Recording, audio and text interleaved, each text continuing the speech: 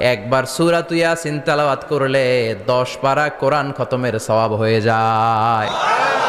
বিশ্বনবী বলতেন, রাত্রিবেলা যে ব্যক্তি একবার সূরাত ইয়াসিন তেলাওয়াত করে ঘুমাতে যায়, সকালবেলা নিষ্পাপ অবস্থায় তারে ঘুম থেকে জাগাবে কে?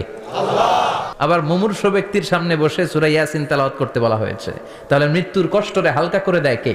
আল্লাহ।